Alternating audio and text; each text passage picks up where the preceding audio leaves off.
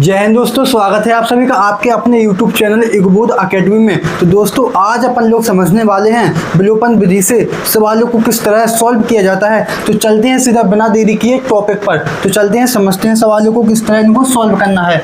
तो सबसे पहले विलोपन विधि में कोई भी विधि हो, प्रतिस्थापन या विलोपन या बीजगणन विधि, इनमें क्या होता है कि अपन लोगों को दिए जाते हैं समीकरण। इसमें विलोपन विधि के लिए सॉल्व करना है तो इसमें दो समीकरण हैं। पहला समीकरण इसका क्या है, x + y = 14 और x - y = 4। तो इसको किस तरह विलोपन विधि से करते हैं देखिएगा, आप लोग समझिएगा।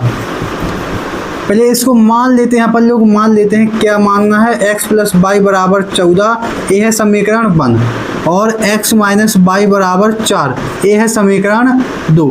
अब इसमें आप लोग ये देखिएगा, विलोपन विधि में एक मान को, कोई मान को दोनों समीकरणों से क्या करना है, विलुप्त कर देना होता है। जैसे यहाँ पर चाहे अपन लोग x को विलुप्त कर सकते हैं या फिर y को भी विलुप्त कर सकते हैं। बस ये देखना पड़ता है कि एक मान प्लस में होना चाहिए और एक मान माइनस में होना चाहिए, तभी विलुप्त कर पाएंगे।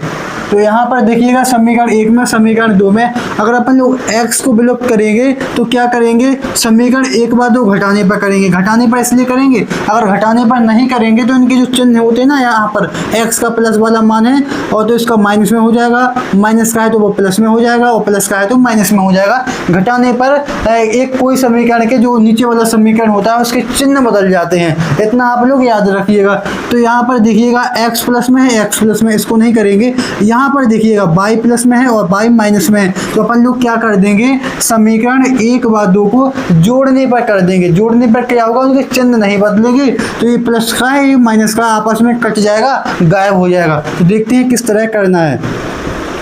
तो यहाँ पर ऐसा लिख देते हैं, समीकरण 1 व 2 को जोड़ने पर, समीकरण 1 व 2 को जोड़ने पर समीकरण 1 क्या है, x + y = 14 और x - y = 4। अब इनको किस तरह जोड़ना है, जोड़ दीजिए। इन x को जोड़ेंगे, कितना हो जाएगा, 1x और 1x 2x हो जाएगा। अब ये प्लस का है, ये माइनस का है, ये आपस में कट जाएगा, कुछ नहीं बचेगा, बराबर 14 में 4 जोड़ देंगे, कितना हो जाएगा, 18 हो जाएगा। अब यहाँ पर 2 को हम 18 के नीचे पहुँचा देंगे तो 18/2, तो x = 9। x का मान 9 निकल के आ चुका है। अब x का मान किसी भी समीकरण में 1 में रखना चाहते हो तो 1 में रख दीजिए और सेकंड में रखना चाहते हो तो सेकंड में रख दीजिए। चलते अपन लोग रखते हैं 1 समीकरण में।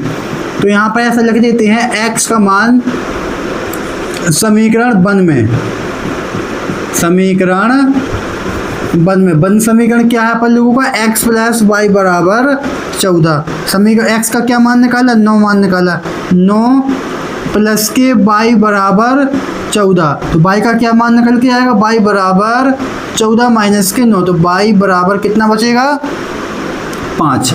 तो अपन लोगों ने x का मान 9 निकाला था और y का मान 5 निकल के आया है।